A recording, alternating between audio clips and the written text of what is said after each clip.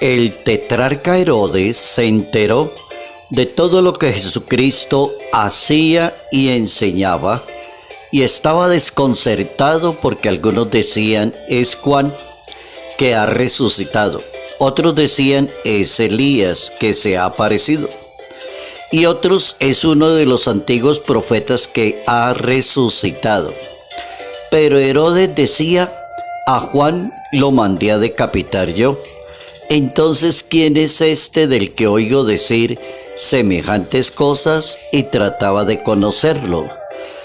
Evangelio según San Lucas, capítulo 9, versos 7 al 9.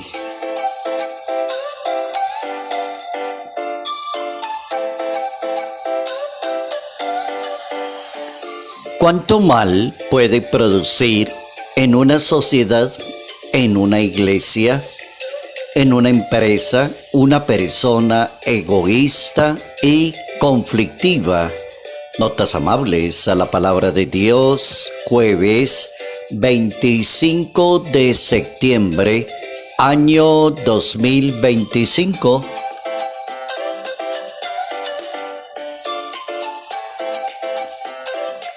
Hoy recordamos a San Carlos de Sese, que la historia lo ubica en Italia. Es un fraile franciscano, nace en Italia y es uno de los grandes exponentes de la poesía y de la mística en el siglo XVII. Fray Carlos lleva como en carne propia los signos del amor de Dios, el corazón traspasado por un rayo de luz proveniente de la Eucaristía. El nombre original, Juan Carlos Marchionni, nombre de pila, y nace en el año 1620 en Sese, en la Lazio italiana.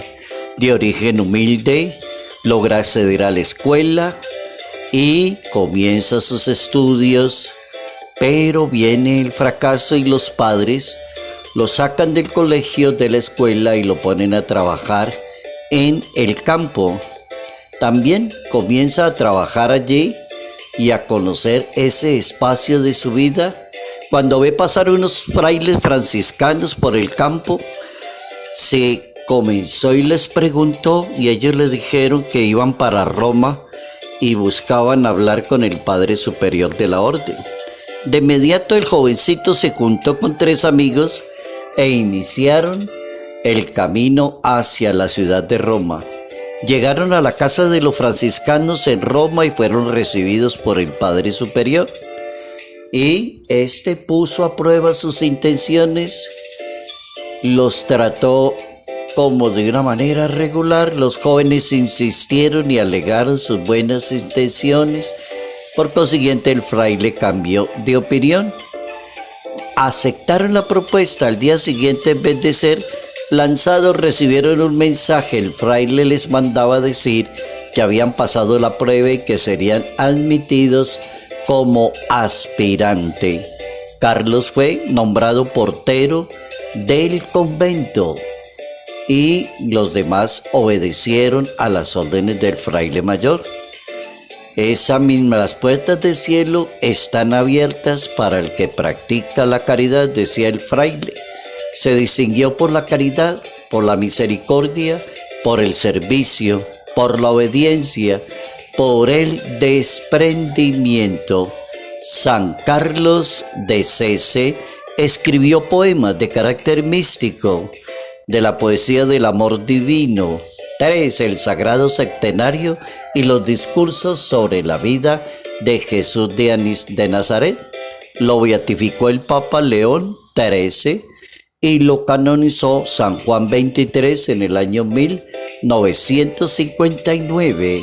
San Carlos de Sese.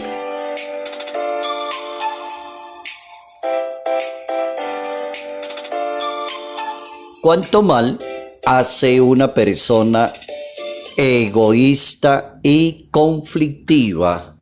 ¿Cuánto mal le hace a la iglesia, a la evangelización, al trabajo pastoral, a la vida familiar, a la vida empresarial, a la vida estudiantil? El egoísmo no cabe en ninguna parte, absolutamente no.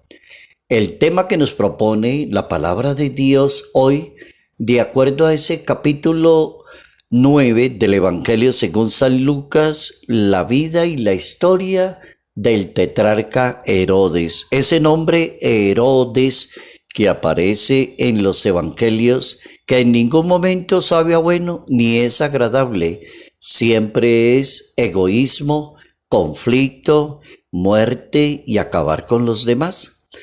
Vamos con las máximas para ver cómo el egoísmo no es un buen compañero de la vida. Primero, porque es la raíz del pecado. Cuando quebramos la ley de Dios y caemos en el egoísmo.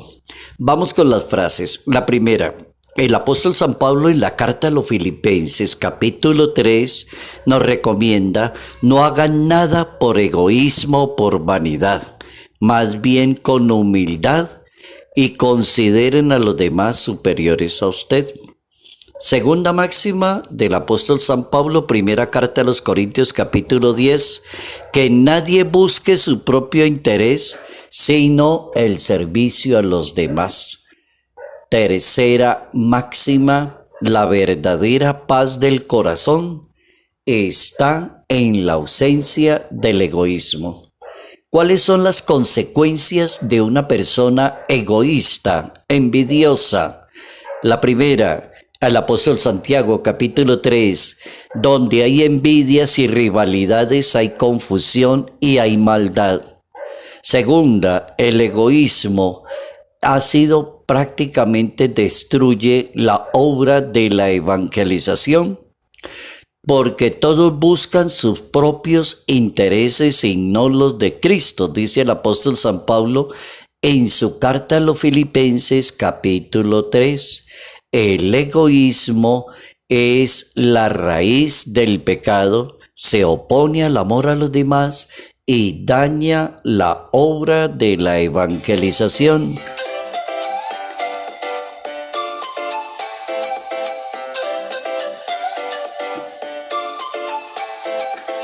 El nombre de Herodes, y hoy nos vamos a enterar de la vida de 3 Herodes en la Santa Biblia, en el Evangelio de Mateo y en el Evangelio de San Lucas. Y aparecen 3 señores que tienen el nombre de Herodes, que no aportan ningún mensaje agradable a la misión del Hijo de Dios. Al contrario, son 3 Herodes que causan dolor, sufrimiento, muerte, violencia, persecución y tragedia. Hay un Herodes que se llama el Grande y gobernó Palestina en el año 37 al año 4 a.C.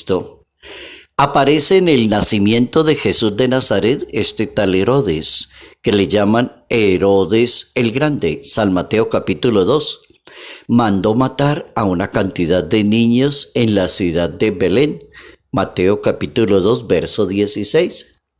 Hay un Herodes que se llama Antipas, y ese Herodes gobernó Galilea del año 4 al 39 después de Cristo y aparece en la muerte de Jesús. Evangelio de Lucas capítulo 23, verso 8.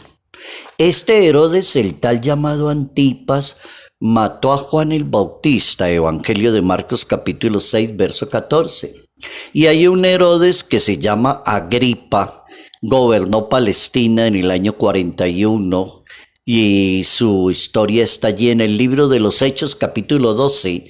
Se irritó con los de Tiro y con los de Sidón, capítulo 12 de los Hechos de los Apóstoles. Mandó a matar al apóstol Santiago, capítulo 12 del libro de los Hechos de los Apóstoles. Y el ángel del Señor terminó con la vida de este Herodes, Hechos de los Apóstoles, capítulo 12.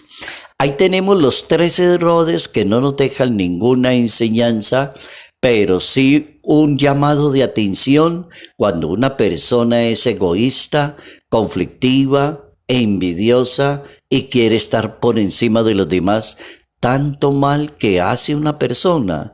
Herodes el Grande, Herodes Antipas y Herodes Agripa. El Papa Francisco define el perfil de Herodes. El Papa es muy sesudo, inteligentísimo, muy sabio, un Papa excelente tuvimos en ese ratico de unos 13 años de papado. Y el Papa en su momento decía la esencia de este señor Herodes. Oigan cómo lo describía. Era una persona cruel. Para resolver los problemas solo tenía una receta: matar a los demás. Es el símbolo de una persona tirana.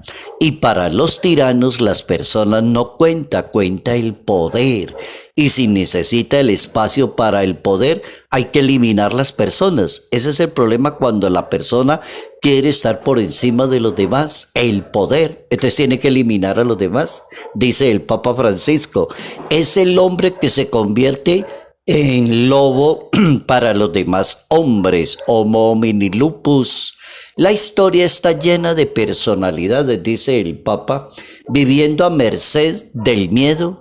Intentan vencer a los demás, tratarlos de una manera déspota, realizando actos de violencia contra los demás. Nosotros, los católicos, dice el Papa Francisco, no podemos caer en esa actitud de ser personas egoístas o conflictivas cada vez que tratamos de disipar el miedo con la prepotencia, con el vocabulario o de tratar mal a los demás. Al contrario, caridad, bondad y misericordia con las demás personas.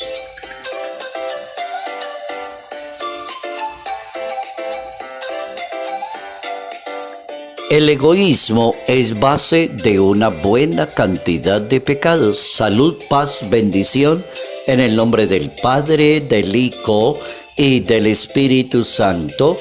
Padre Jairo Yate Ramírez, Arquidiócesis de Ibagué.